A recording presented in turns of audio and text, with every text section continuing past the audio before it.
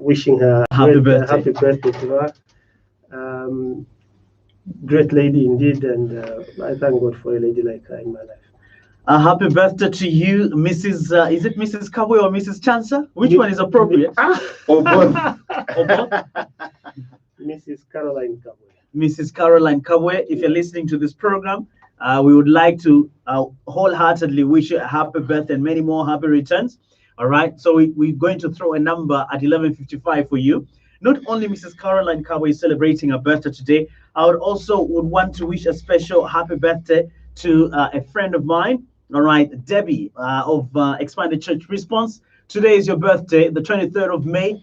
A very happy birthday, wholeheartedly from Backpage. And I hope you have a blast, Debbie. And congratulations for hitting that big number. I won't say it because I'm live on radio. But a happy birthday to you, Debbie, from the Expanded Church Response. And then together with Mrs. Kawe, we're definitely going to press a number for these ladies, right at 11:55 Central African time, celebrating their very special day. It's very special on this particular day for these two. And we remember you and we honor you. And congratulations for hitting those big numbers. All right, today's motivation. Chair seems ready to give us today's motivation. Chair? Yeah, very, very quickly, Lorenzo, I thought today I should be able to talk about the Beatitudes, the 8 blessings that the Lord was able to give at the Mount. It's very, very important to get back, to hear them and see what, the Lord was trying to say. Beginning from, Matthew 5, chapter 5, verse 3, the Bible says, "Blessed are the poor in spirit, for theirs is the kingdom of heaven. Blessed are they that mourn, for they shall be comforted. Blessed are the meek, for they shall inherit the earth. Blessed are they which do hunger and thirsty after righteousness, for they shall be filled. Blessed are the merciful, for they shall obtain mercy. Blessed are the pure in heart, for they shall see God." And in 9 it says, "Blessed are the peacemakers, for they shall be called the children of God." In 10, the Bible says, "Blessed are they which are persecuted for righteousness' sake, for theirs is the kingdom of heaven." In 11, Jesus says, "Blessed are ye when men shall revile you and persecute you, and shall say all manner of evil against you falsely, for my sake." And indeed, in 12, he says, "Rejoice and be exceedingly glad, for great is your reward in heaven. For so persecuted they the prophets which were before you." So that's his word today.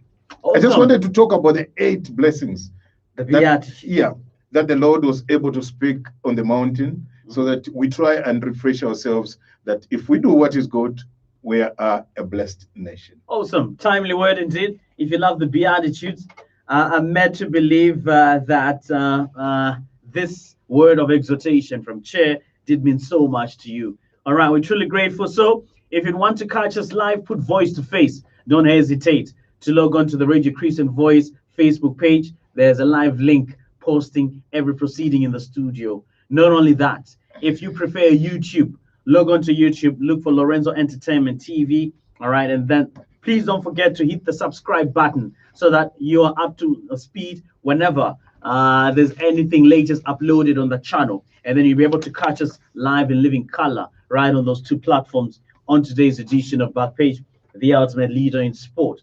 All right, now we definitely have a lot to look at on the program today.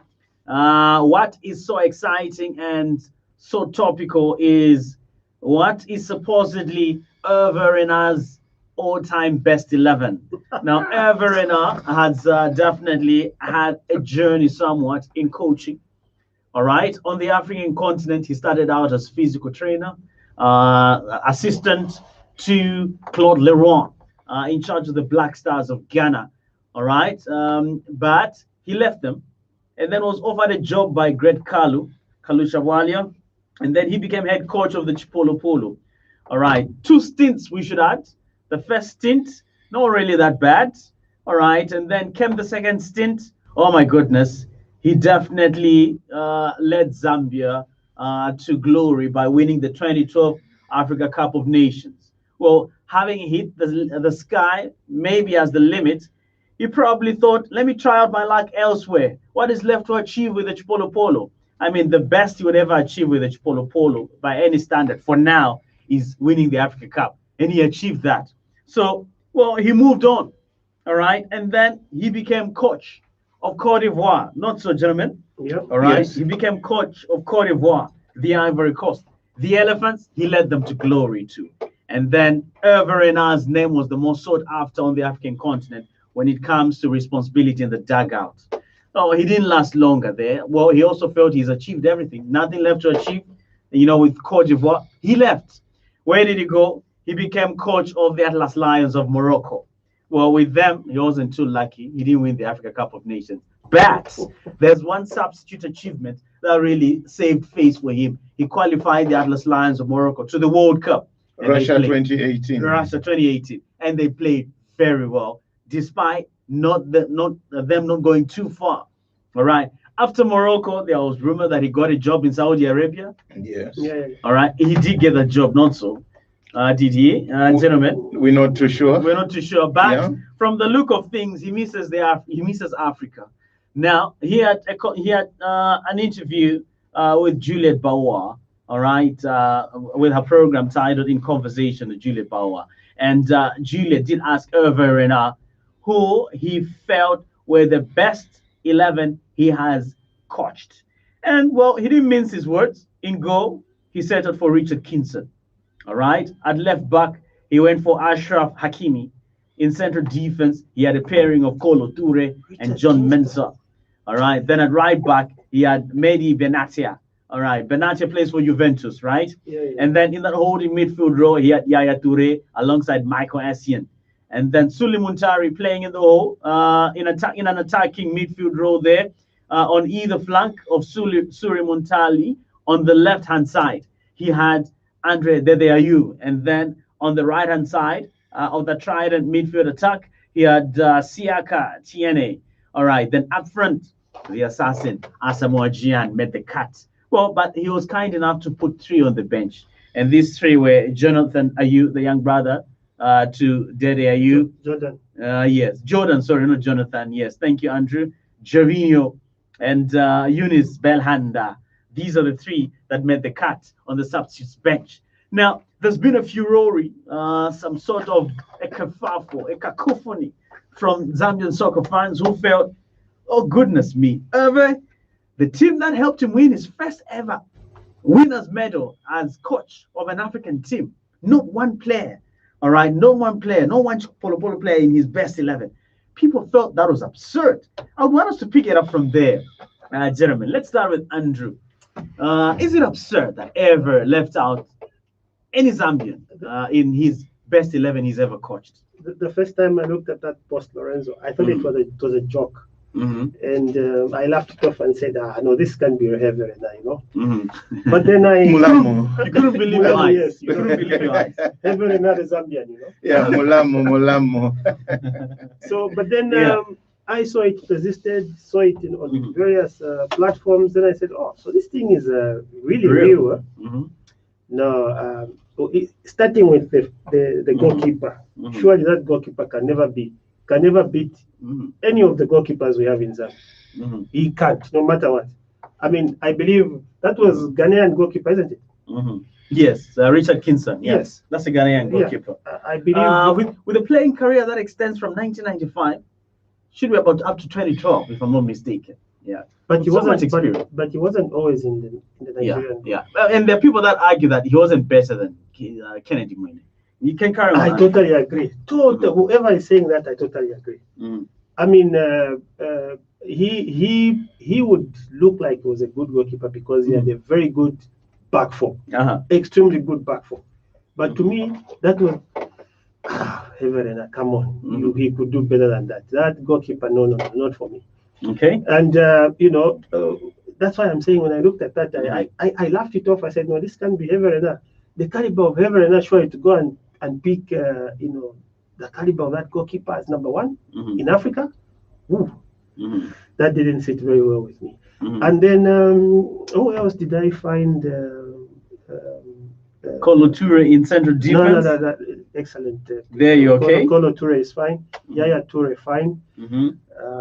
Who else did I see to be not fit in that lineup? Questionable. A questionable choice. That lineup should have had a Chris Katongo somewhere. That lineup should have had a Rainford Kalaba somewhere. That lineup should have had a Chisambalungu somewhere. So really, to me, these are, and in that year when Zambia won the AFCON, Chris Katongo was actually given the BBC Africa Player of the Year. So surely, heaven and I, you leave, someone who has been recognized elsewhere, you leave him on your best 11. I don't know what influenced him to pick those players, but really, that to me doesn't look like heaven and earth. It doesn't. All right, sure. Is this an absurd best 11 coming from someone that won his first ever winners medal as coach of an African team with the Chipolo Polo? I don't know whether the word is absurd, but but really, I think for me, I think it's his own opinion, and everybody is entitled to his opinion in terms of what you are able to put on the table and select to be the best that you would want to think. But honestly, we could be able to punch holes into the lineup that he's come up with. I think, in all fairness, I think now it draws me back, to the words that he said. When he was leaving Zambia, he said, "I'll coach a team that if matched against Zambia, we can be able to beat you." So it shows how little rated he did rate the Zambia national team. Now that's it. You remember very well, he also hinted that the team that won the Africa Cup of Nations in terms of the Zambian team did not have the skill. Did not have that talent.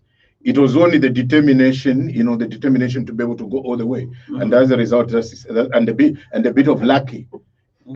That's what pulled us to be able to win the 2012 Africa Cup of Nations. So with the lineup that he's come up with, it shows exactly what his position is. Now, to be honest with ourselves, I want to believe that there are a few players there who, in my own opinion, do not deserve to be there.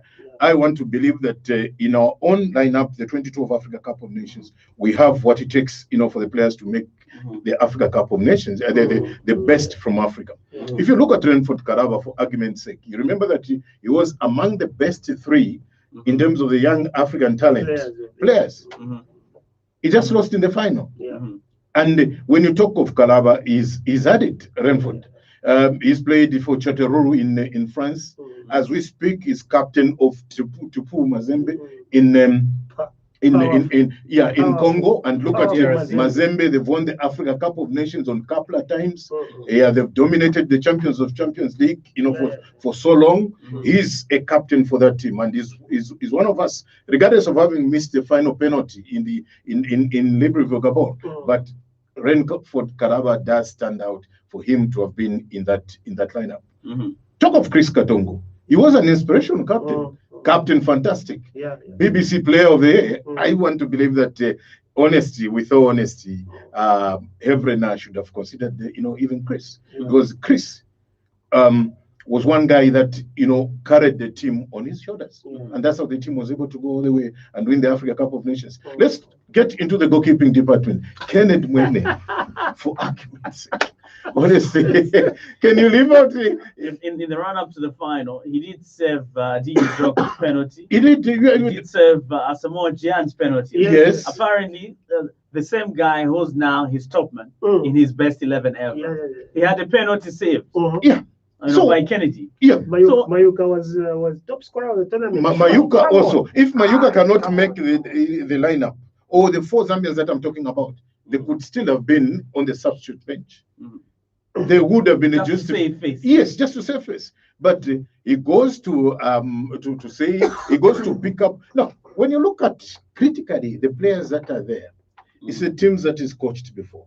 There are players, when you look at the Kolo Toures, the Yaya Toures, that's a Ivory Coast team that he coached. When you get to look at the Ayew brothers, the sons of Abedi Pele, it's a Ghana team where he was an assistant coach that he coached. When you look at the Moroccan player, that also fits in. It's a team Morocco that he had also coached. So it tells you that to him, it's only the players that he's coached are what he regards as the best. Which okay, all right. Now, my next question to you, gentlemen, is if it were a Zambian journalist asking him to select his best 11 ever, do you think he probably would have not given exactly this lineup? He maybe would have had 5, if not 4 Zambian players in his best 11 ever.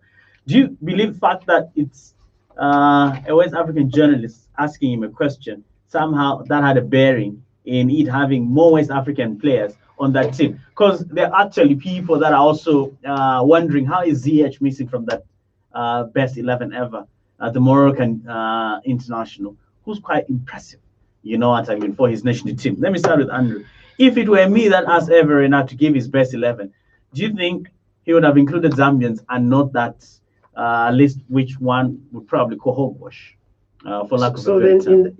If that were the case, Lorenzo, then he shouldn't have said this is his best 11. Then he should have said this is the best of the players that he has interacted with in West Africa as well as North Africa. If that were the case, the question that you have asked. But then that holds water. Yes, because a good player is a good player, regardless of where he's sitting. Okay, and if you coach this player and you feel that they have what it takes to make a positive contribution to a team, surely wherever you are, you regard them as a good player, not so. So, to me, really, it doesn't matter whether it was you, Lorenzo, who was asking him, or it was a West African or European or whoever. That is the team that he would come up with. Probably that is what he feels that's his best team. So whether it was in Africa or in Europe or in West Africa where they were asking him this question, that is his team.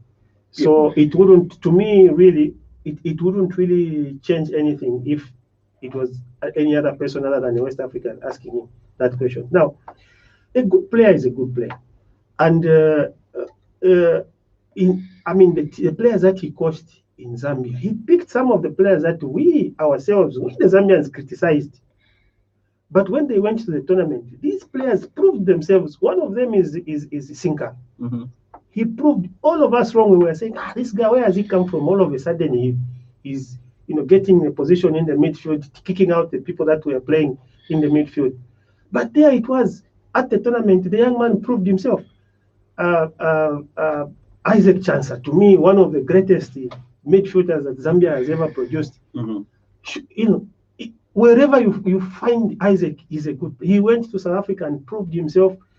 Went elsewhere and still proved himself.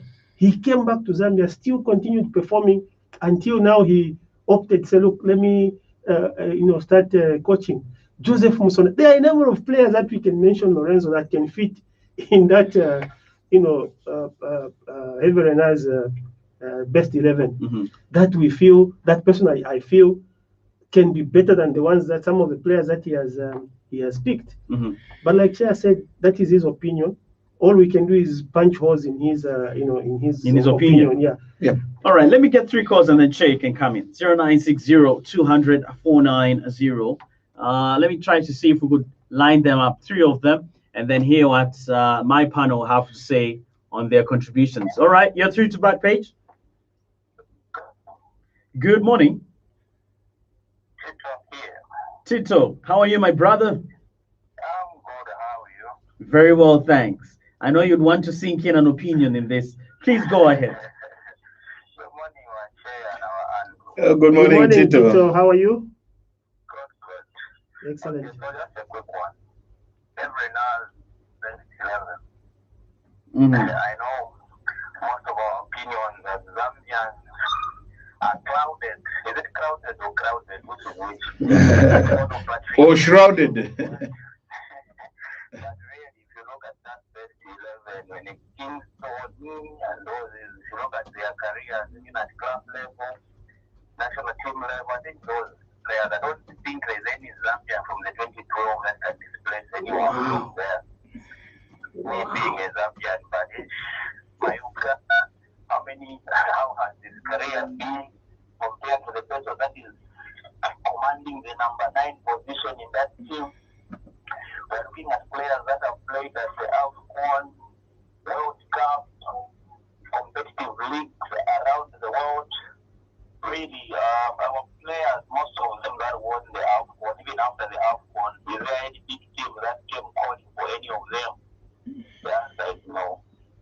So really, I'm a Zambian, but it's respecting every now the next year, and maybe we would have had maybe one or two that Backpage, but not part of the best 11.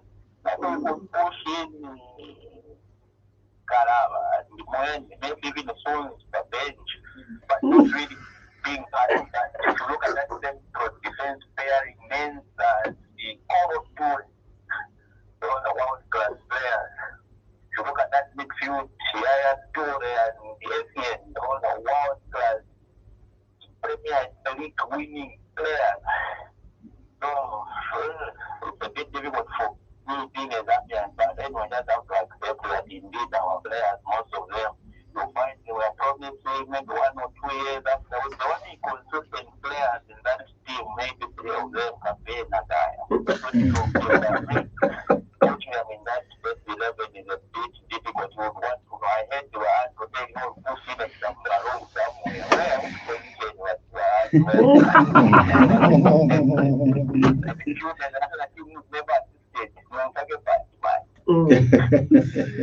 I see. Attacking midfielder was never assisted. Where do you put him there? It's a bit difficult. I know we are Zambians and they would want our players to be there, but we do those players from 2012. I don't think anyone can displace anyone in that team. When you would give a bit of competition, but I was taking Kingston's career. As you were debating, I went on YouTube because I didn't know much about it. But after taking it's that a very good career. Okay. Thank you, Tito. All right. So talking of a keeper whose experience spans from 1995. Were those players' choices based on their career, what they have done in their career? What was the criteria? Because if we go there, all of us will have a very different view altogether. Yeah, what he said was the players that are out of the teams that have coached, isn't it? Mm-hmm. So the basis, as far as I'm concerned, is the players that he has coached. Mm-hmm. So if we go into the career, that's a totally different situation altogether. Yeah. Permutations. Yeah, I think no wonder in my preamble I did indicate that that's his opinion, and is entitled to it. Because if we are to look in terms of professionalism, where this one played and that, I think that again wouldn't go well. But brings a totally different perspective of looking at the best 11 that should be able to come from Africa. But sentimentalism aside, much I'm a Zambian, but I want to believe that we should have 1 or 2 Zambians into that squad that Efrena has come up with, which he does regard as the best 11. Now let's look at it from this way. Every generation has its own best players. So which generation is he attributing that to? Exactly. That's another question. That's another aspect that you can be able to Exactly. Yeah. Because now you ask Lorenzo, you say, if it were you as Zambian asking the same questions, would somebody have answered in a different way? Yes. Somebody would have answered in a different way. Because again, it's your opinion, which you are entitled to, which you could be able to give and say, I believe such and such a player could be able to fit into the best 11. Exactly.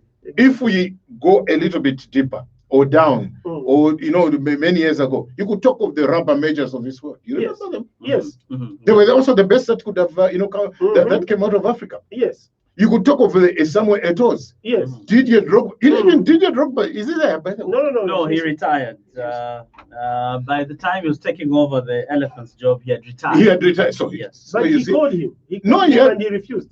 No, he called him. He called him and he excused himself. Let's zero in on that one. Honestly, a player of the caliber of Didier Drogba. Yes. Look at what he did in France before even coming to England. To Chelsea. He was a marvel to watch. He was a go-getter. He had won titles in France. He comes to England. Jose Mourinho lures him into Chelsea. What did he do? 2002, 2003, 2004. Look at the kind of, even the 2008 Africa, Champions League, which they lost to Manchester United in Russia. Basically carried that team on his shoulders. Literally. So all those are players that's why we're saying it looks like he selected players that he coached. Yes. Yeah. But if we were to open our eyes, to look far and yonder, we could be able to say, Bwana Mulam, Apamwamisako, my players. Zambian. Let's get to Jordan Ayew and the other Ayew, the two Pele brothers. Dede Ayew. What exactly have they won? Exactly. What exactly have they won? Yes, they've been members of the Black Stars. They've been to the Africa Cup of Nations. They've been to the World Cup. But what have they won that could justify them to say these are the best that are hailing out of Africa? Again, we can be able to punch holes into what he's saying. Exactly.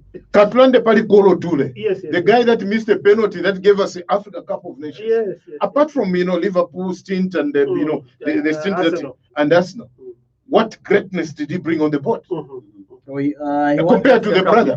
Compared to the brother. Yes. He won it with Barcelona. Yes. He also won it with Manchester City. Yes. He's a great player. He's been a very good ambassador of the game. But the elder brother, what has he done? To compare against Sunzu. Sunzu is AFCON winner. Yes. Sunzu is also a pro. He played for TP Mazembe. He played for France. Now, as we speak, he's in China. He's done it.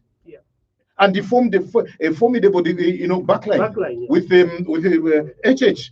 What's the name? Hichani Monde. So we could also argue from our own, view that Sunzu does stand a chance to replace Kolo Toure. Yes.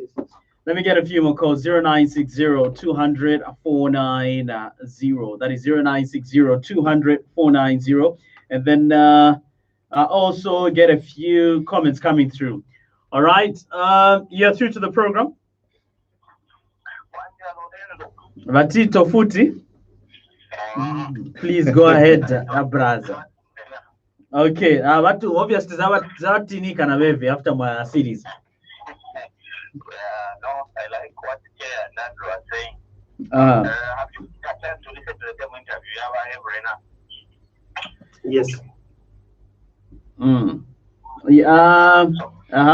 So those are the best players that is coached in Africa. Okay. So career-wise, those are the best players that he has coached, and like Chair said, that is a volcano.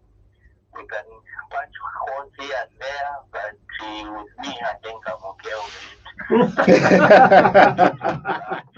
Well, that's true. It's true. Yeah. That's his opinion. We can't vote Tito. That's it. He won with them there one guy after a winner night range went and won enough for them. Kolo Toure wasn't part of that squad.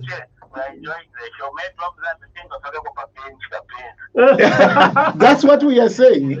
Yeah, Mr. Tito. No, the other argument has been at that time when was a physical trainer. Someone said, I saw some Ghanaian journalists saying he's putting them so that he gets a Ghanaian job. Yeah. They give him he wants to be Ghanaian coach, but with me, I think he's able not Yeah. All right. Thank you, Tito. Yeah. Okay. Let me say this, Lorenzo. I think when you look at Samoa Gyan, I credit. I have respect for the man. Look at the boy when he burst on the scene in 2008, 2009. At the under World Cup Youth Tournament. Was it under 17, under 18? Yeah. Where he was a top scorer, I'm not mistaken. But he shined in that in that tournament. As a result, that's why he got his call to the Ghana national team. He went on to play in England for Sunderland. Yeah. He was a great player, great ambassador, and he scored many goals. But because of the rule of money, black dollar, as Muzo would be able to put it, dollar. The boy was prized away from Sunderland and he went to United Arab Emirates in Dubai to be able to play for a team in Dubai because they offered him good monies. Yeah. Had the boy stayed in England, today would have been talking of a different story of Asamoah Gyan. Yeah. You would have been a great player. You could have even surpassed, Didier Drogba and a few others here and there, because the boy was a marvel to watch. The boy was a good striker. The boy could play. Apart from the 2010 World Cup in South Africa, where he missed that penalty, remember, against Uruguay? Uruguay. Yeah, the game that should have won them, qualified them to the quarterfinals of the 2010 Africa Cup of Nations. Yeah. Now, when you look at his World Cup, when you look at his career, it was a stellar career, very good career, and he played well. But because he opted to a little bit of indiscipline, he left Sunderland and he went to Dubai. Now, before that, you need also to understand that the boy is also into music. He's a singer. All those are things that derail his career. Had he stood firm much more in England, today would have been talking of a different story about him. But frankly speaking, yes, he deserves to be there, owing to what he's done for Ghana and the underage teams. Okay, let me get this call before Andrew comes on. You're through to the program. Good morning. Kindly give us your name and where you're calling from. Kindly give us your name. Your line is breaking, sir. Please repeat. Oh my goodness, your line is bad. Okay, let me try to see if we get another one. 0960-200-490. That is 0960-200-490. Let me try my luck with this one before we have our panel bounce back with interactive engagements. All right, you're through to the program. Yeah, good morning, Lorenzo and Daniel. Good morning. Good morning. Thank you. Kindly give us your name. This is Diego Fernandez calling from Angola. Diego Fernandez. Please go ahead, my brother. How are you? I'm good, and how are you? Very well, thanks. I'm glad I'm through. I've been trying so many times, but I'm through. No, congratulations on getting through, brother. Goodness comes to those who persist. I miss the voice of Mr. Muguzu, and I need to hear his verdict on the same arena, even about the team that he has coached. But I stand to disagree with his selections. I don't know how are the selections based. Where are they based on? Which aspect was he bringing in the game? Because looking at the team that won him, the first African prize, I don't think it was a good selection. But there are a couple of good players that from the Zambian team that won the Cup of Nations. The likes of Kenneth Mweni, the likes of Chris Katongo, the Sonzos and stuff, and Joseph so the long thrower. I don't think these guys don't deserve even don't make a bench where it's sticking. I don't agree. And then the second thing is I want to hear anything from the Premier League. When are we like to have our league return? Okay. Anything from the Premiership, especially concerning Manchester United, my great level. Okay, we'll definitely give you a lowdown. Thank you very much for coming through. Give you a lowdown in the second down, but should be the 12th of June, all things being equal. No, it's been pushed. It's been pushed again. Because I was just listening to BBC before I came in. They're saying they're looking at, towards the month end of June. Yeah. The chief person who's in charge of the EPL, league says we would try as much as possible to push it to the end of the month of June. Say 21st of June or 28th of June, thereabout. So the 12th. You remember initially it was 1st of June? Yes. Yeah, 2nd of June. Then there was that argument when the players said they wouldn't be fit. They needed 5-6 weeks for them to be in condition. Then they pushed it to the 12th of June. But now the players and just about everybody are trying to push it to the end of the month of June. Taking time, taking forever. Let me get another call, and then Andrew comes on. 0960-200-490. That is the number for you to get in touch with us right on the program. All right. You can also send your text messages, and we'll definitely get to you in no time. So that is 0960-200-490. 11:47. We're almost hitting the top of the hour. Okay. So here we go with our next caller. You're through to Backpage. Tilibwino mulibwanji. Ni one Zambia, one nation zone. Titadzuka mwadzuka bwanji. Chawama. Yes,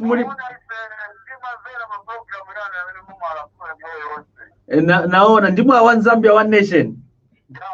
Bakuche Houston simwamene. A One Zambia One Nation. Na neighbor cheya. Tikumana na mu market, mu big market. Sure.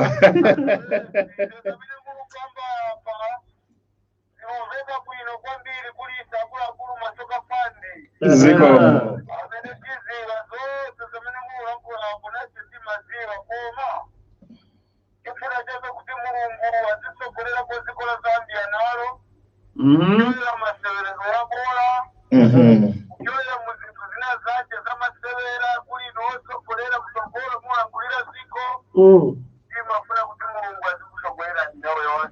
Thank you. Amen. Thank you very much.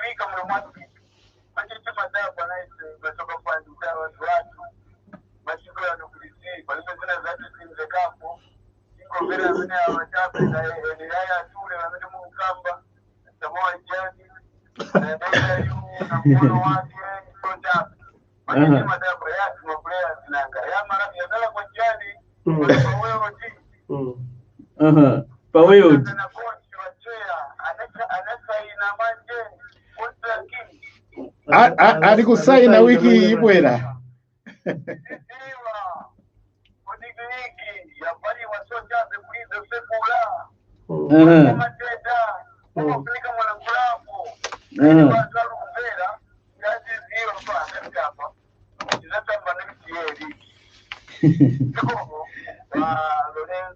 Zikomo a One Zambia One Nation. Thank you very much. Tizami uzani zonse.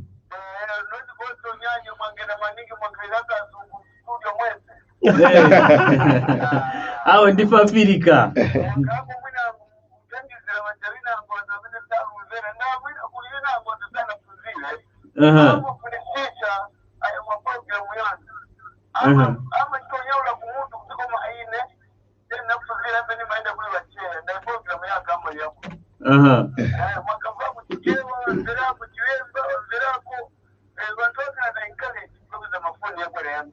Zikomo. Zikomo a One Zambia One Nation. Okay. All right, Mr. Kawe, what can you say concerning Mr. One Zambia One Nation? Great follower of the game, passionate. Cheers, neighbor. Cheers, and very passionate listener of our program, and we thank him so much for following whatever we are saying. Thank you for encouraging us. Micho has got a work permit now. So according to what we are being told, that in a few days' time, he will actually sign the contract, that everything has been agreed upon, and that the only thing remaining is just to prepare the document and he signs. So that is for you, One Zambia One Nation. As a signer, Micho contract manje anapasidwa work permit. So amanje hapa he can legally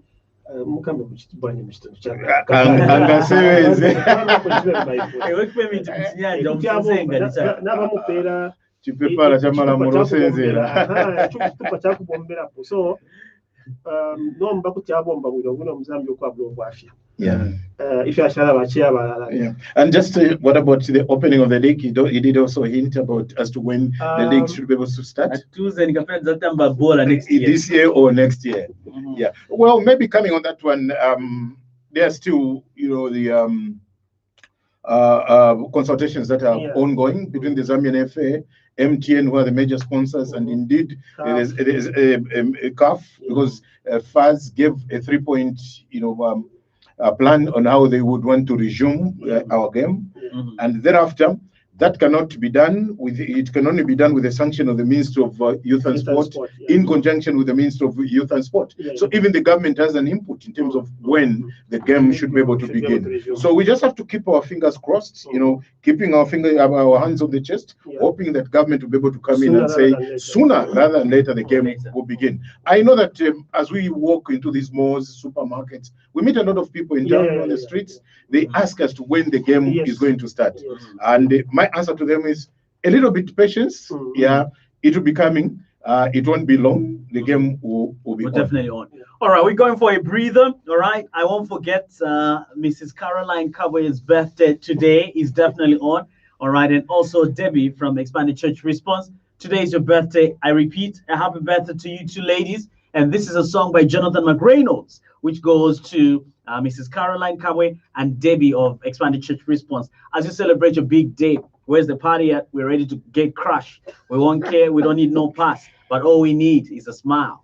And please, as the song says, this is a day when you should smile, because God has given you an extra day and an extra lease of life to enjoy and live within his purpose. So stay tuned. Join us on the other side. Those of you catching us via Facebook Live, we're cutting transmission only just a little bit. On the other side, we'll have you reconnected. And those of you catching us via YouTube, I'm definitely going to have you reconnected when we come back with part 2. So don't you go away.